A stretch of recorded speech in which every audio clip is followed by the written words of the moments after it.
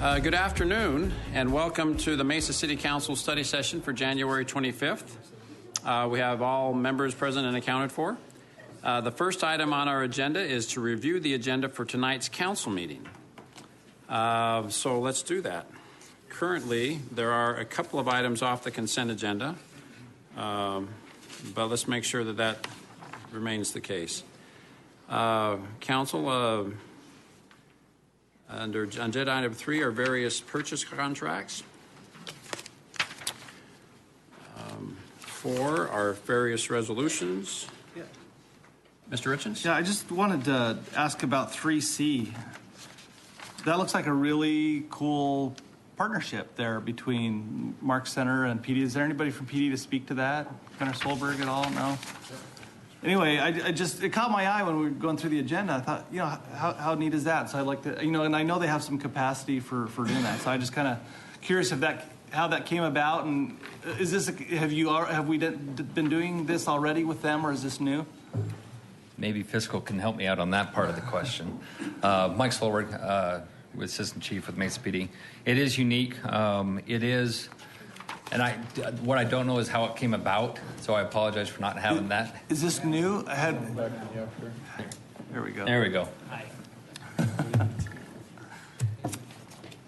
Mayor, council member, this is a partnership between the Deputy City Manager and the organization. They're a non-profit 501c3, and they came to the city looking for opportunities in which they can utilize their staff to help assist with certain projects that we had.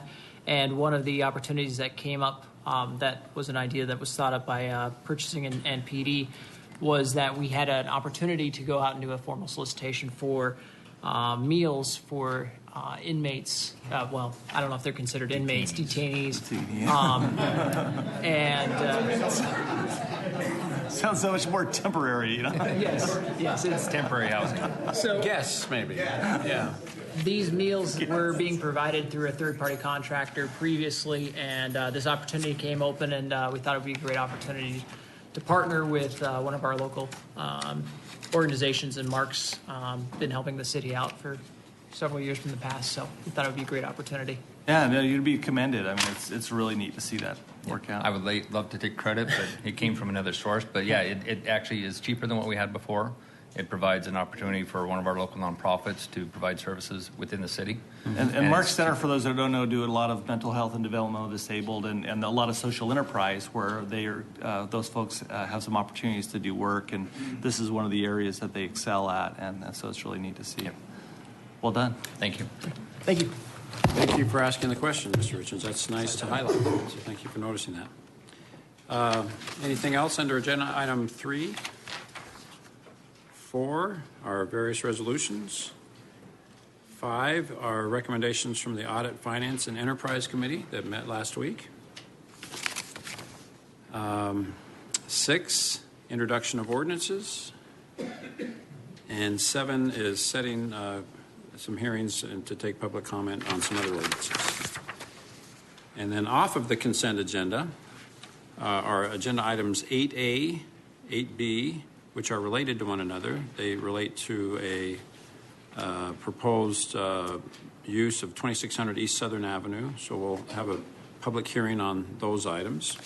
Councilmember Finter has a conflict, so that's, I think, with the original reason these were taken off the consent agenda.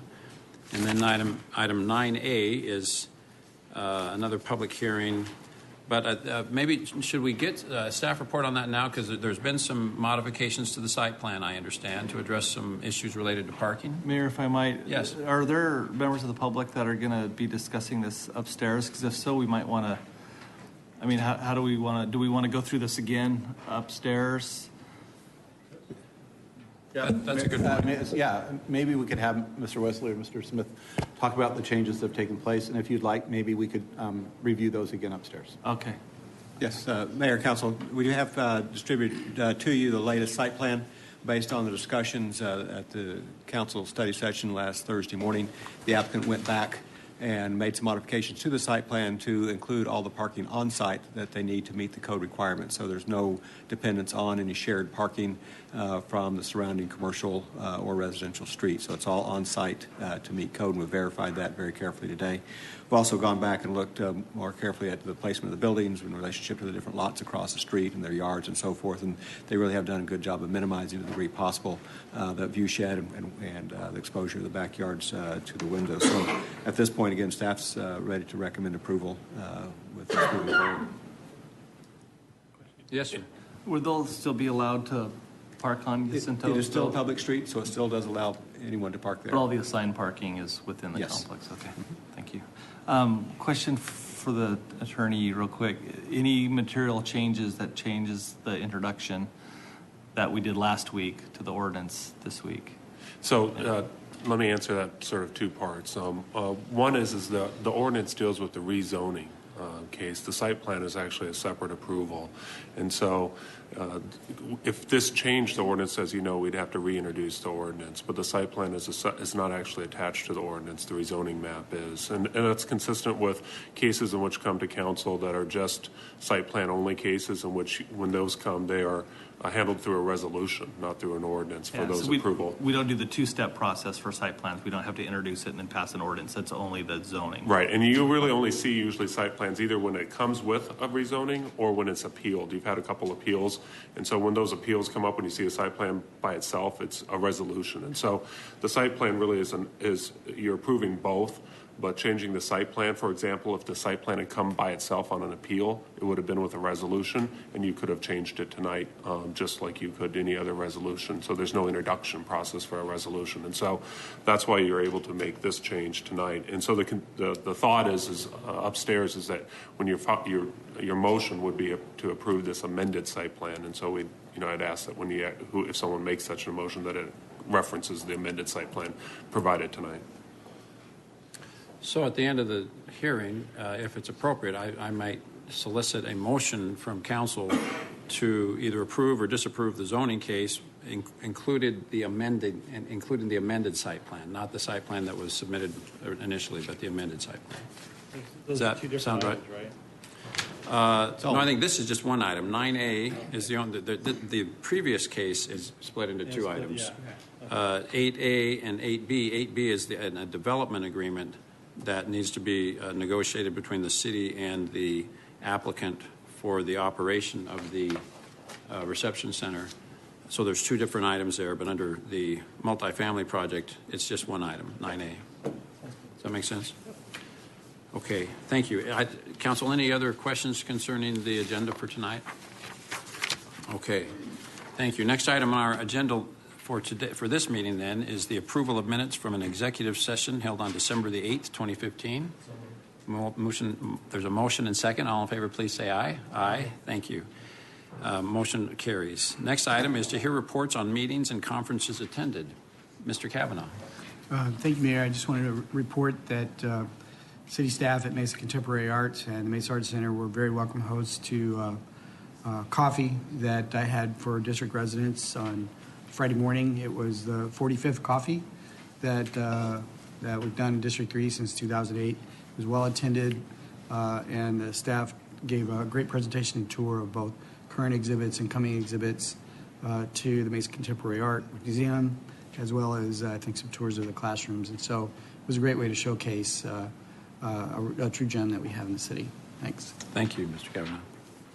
Anyone else? Yeah, just a quick update to my colleagues. I've been meeting with various members of our neighborhood on the 10th Street connection issue that we've been working through. Just did my 5th neighborhood group last week. We met actually right on the corner of 10th Street and Westwood, which is kind of ground zero for all the traffic out there. And we're making a lot of progress. I think we have one more, maybe 1.5 more groups to meet with, but we're getting really close to a solution there. So just want to let you know that was continuing to progress, and we're been kind of working through the due diligence. Very good. Thanks. Thank you. I probably ought to report that I last week attended the U.S. Conference of Mayors meeting in Washington, D.C. The thing related to that I want to share with you is that I was named to be the co-chair of the national committee going forward to address the homeless veteran issue. So I owe a debt of thanks to my council members, particularly Thompson and Glover, for the great progress that you made on that issue this last year. The City of Mesa is noticed and recognized as a national leader on that issue, and that is the reason why I was asked to take on that assignment at the U.S. Conference of Mayors. So thank you for the good work that you've done and the reputation that our community enjoys nationally as a city that's taking a leadership role on that issue.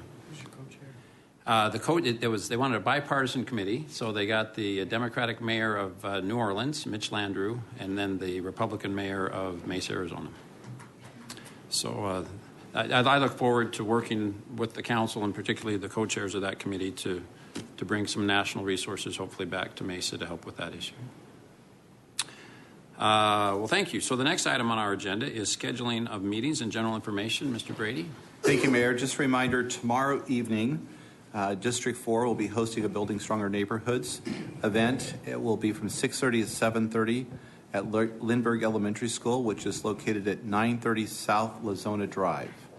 Also, we're having our annual Regional Unity Walk and Diversity Festival this Saturday, January 30th at Tempe Beach Park, and that will start at 6 p.m. Thank you. Thank you. Council, anything else we ought to discuss before we go upstairs? Hearing nothing, I would entertain a motion to adjourn. Thank you. And seconded, all in favor, please say aye. Aye. Thank you. We are adjourned.